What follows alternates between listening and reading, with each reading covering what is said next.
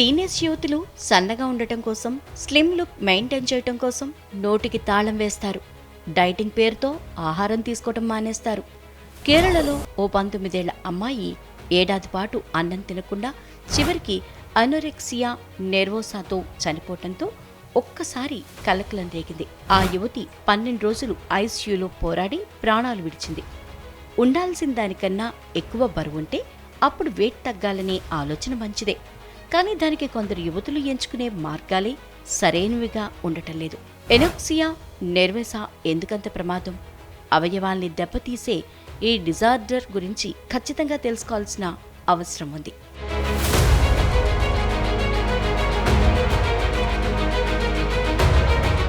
మారిన జీవనశైలి, ఆహారపు అలవాట్లు, ఒత్తిడి, శారీరక శ్రమ లేకపోవటం వంటి కారణాలతో టీనేజ్ యువతులు బరువు పెరుగుతున్నారు.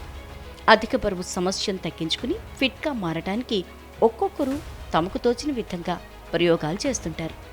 దీంతో బరువు తగ్గటం కానీ, బరువు పెరగటం కానీ జరిగితే దానివల్ల కొత్త అనారోగ్య సమస్యలు వస్తాయట. రోగనిరోధక శక్తి కూడా తగ్గిపోతుందని వైద్య నిపుణులు హెచ్చరిస్తున్నారు. అవయవాలపైన ప్రభావం పడి ప్రమాదకర పరిస్థితులు తలెత్తవచ్చని అంటున్నారు. టీనేజ్ యువత అలవాట్లపై కెనడా యూనివర్సిటీ ఆఫ్ వాటర్లూ అధ్యయనంలో నమ్మలేని నిజాలు బయటపడ్డాయి. దాదాపు 3,300 మందిపై జరిపిన అధ్యయనంలో అధిక శాతం పోషకాహార లోపం ఉన్నట్లు గమనించింది శాస్త్రవేత్తల బృందం. చిరుతిళ్లు పీర్ ప్రెజర్ సమస్య అని తేల్చారు.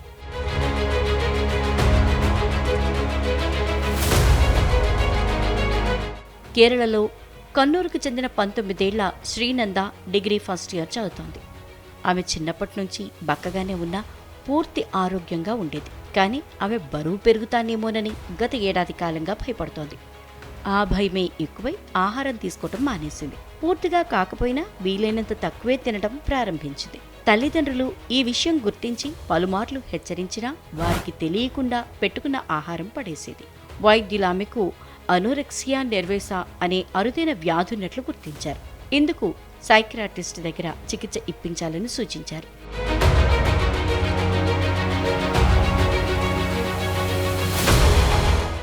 శ్రీనంద ఆరోగ్యం పూర్తిగా క్షీణించింది. ముఖ్యంగా బక్క చిక్కి ఎముకలు మాత్రమే కనిపించేలా తయారైంది. కనీసం నడిచేందుకు ఓపిక కూడా లేక పడిపోవటంతో 10 రోజుల క్రితమే తల్లిదండ్రులు ఆమెను తలసేరి సహకార ఆసుపత్రికి తీసుకెళ్లారు. పరీక్షించిన వైద్యులు ఆమె బరువు 24 కేజీలకు పడిపోయిందని, బీపీ, షుగర్ ఇంకా సోడియం లెవెల్స్ పడిపోయినట్లు గమనించారు. 12 రోజులు ఐసీయూలో పోరాడినా చివరికి ఆమె ప్రాణాలు కోల్పోయింది. కుమార్తె మృతదేహాన్ని చూసి ఆమె తల్లిదండ్రులు కన్నీరు మున్నీరయ్యారు. అసలు ఇలాంటి వ్యాధి ఉంటుందనే తమకు తెలియదని, తినాలనిపించక బక్కగా ఉండాలనే ఆమె అలా చేస్తోందనుకున్నామని, కానీ అదే తన ప్రాణాలు తీస్తుందని ఏమాత్రం ఊహించలేకపోయామంటూ గుండెలు బాదుకున్నారు. ఆహారం తీసుకోవాలని అనిపించకపోవటం, అసలు ఆకలే వేయకపోవటం వంటి సమస్యల నుంచి తెలియకుండానే ఏదో ఒకటి తింటూ ఉండటం, తరచూ ఆకలిగా అనిపిస్తూ ఉండటం దాకా ఎన్నో సమస్యలు వస్తుంటాయి. వీటిని అత్యంత త్వరగా గుర్తించలేం. బాగా బరువు తగ్గిపోయి అనారోగ్యం పాలవడం లేదా విపరీతంగా బరువు పెరిగి ఊబకాయం దాకా వెళ్ళిపోవటం జరిగిపోతుంది. సరిగా ఆహారం తినాలనే అవగాహన లేకపోవడంతో పాటు మానసిక, శారీరక సమస్యలు ఈ రకమైన ఇబ్బందులకు దారితీస్తాయని నిపుణులు హెచ్చరిస్తున్నారు. వీటిని నిర్లక్ష్యం చేస్తే ఆరోగ్యం దెబ్బతింటుందని చెప్తున్నారు. ఆహారం తీసుకునే విషయంలో నిపుణులు చెప్తున్న సమస్యలివి.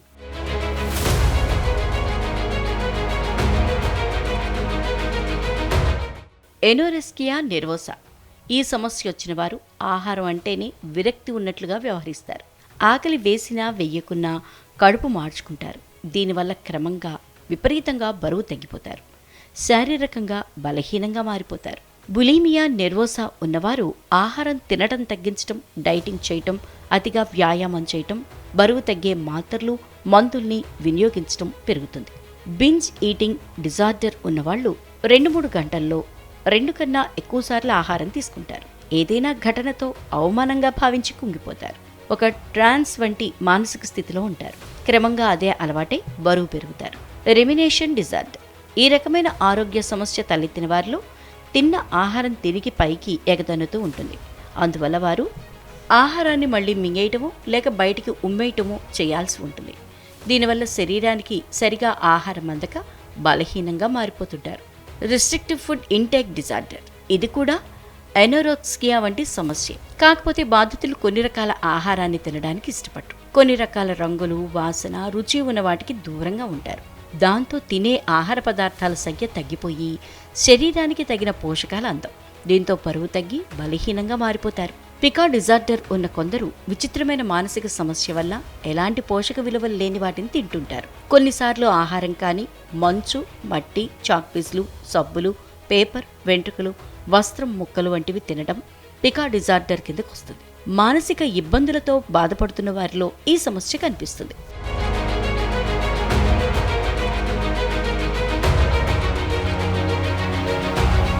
ఆహారం తీసుకోవటంలో సమస్యలున్న వారికి విడిగా కానీ వారి కుటుంబ సభ్యులతో కలిసి కానీ మానసిక కౌన్సిలింగ్ ఇవ్వాల్సి ఉంటుంది. ధ్యానం, యోగా వంటివి చేయటం ద్వారా కూడా ఇలాంటి సమస్యల నుంచి బయటపడవచ్చు. తగిన ఆహారం అందని వారికి పోషకాహార నిపుణుల సలహాలతో తగిన ఆహారాన్ని ఇవ్వటం ద్వారా సమస్య నుంచి బయటపడేయచ్చు. టీనేజ్లోకి అడుగుపెట్టినప్పటి నుంచి హార్మోన్లలో చాలా మార్పులు వస్తాయి. ఈ దశలో అమ్మాయిల్లో పెరుగుదల వేగంగా ఉంటుంది. అందుకు సరిపడ్డ శక్తి రావాలంటే పోషకాలు పుష్కలంగా ఉండే ఆహారాన్ని తీసుకోవాలి. ఫాస్ట్ ఫుడ్స్కి దూరంగా ఉంచాలి.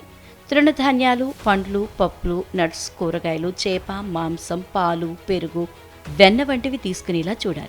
అందులో ముఖ్యంగా అధిక చక్కెర ఉండే సాఫ్ట్ డ్రింక్స్కు దూరంగా ఉండేలా చూడాలి. రోజూ తగినంత వాటర్ తాగుతూ బాడీని హైడ్రేటెడ్గా ఉంచుకోవాలి. అప్పుడు మాత్రమే ఇలాంటి సమస్యల నుంచి బయటపడటానికి అవకాశం ఉంటుంది.